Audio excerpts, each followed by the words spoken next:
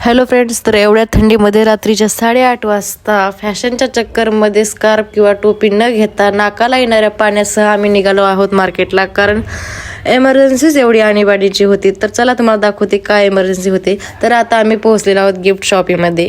तर अचानक आलेल्या आमंत्रणामुळे आम्हाला या ठिकाणी यावे लागले. तर तुम्ही पाहू शकता खूप असे सुंदर गिफ्ट्स आहेत. आता इथे आल्यानंतर समजत नाही कोणतं गिफ्ट घ्यावं.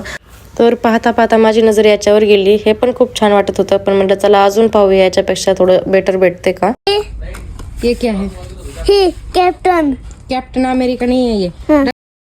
तर शॉपमध्ये सगळं पाहून झाल्यानंतर आम्ही हे गिफ्ट फायनल करून टाकलं.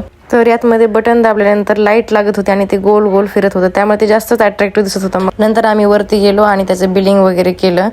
यशला पण एक बॉल घेतला. नंतर आम्ही बाहेर आलो आणि मार्केटला आलोच, तर आपण थोडं आता सामान घेऊन जाऊया. तर आता आम्ही आलो चिकन शॉपमध्ये. म्हटलं चला चिकन घेऊया.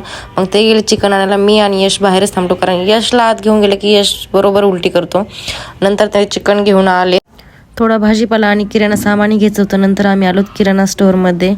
तर लागणाऱ्या गोष्टी घेतल्या. तर तुम्हाला एक गोष्ट दाखवते. या इथे पाहू शकता तुम्ही छोट्याशा या कांद्याच्या चिंगड्या. तर आपल्या इकडे या कोणीही यूज करत नाही, या शेतामध्ये अशाच पडून राहतात. तर इथे याला खूप किंमत आहे. किराणा स्टोअरच्या बाहेरच भाजीचं शॉप होतं. नंतर भाजी घेतली आणि आम्ही निघालो घरी. तर हे आलं आमचं आता घरी गेल्यानंतर मी थोडाफार स्वयंपाक बनवला. या दोघांचं नाव लिहायचं चालू होतं, ज्याचा बड्डे आहे त्याचं. नंतर आम्ही गेलो बड्डेमध्ये. तर या आहेत मॅडम, ज्यांचा बड्डे आहे. नंतर बड्डे सेलिब्रेशन झालं. तर तुम्ही पाहू शकता.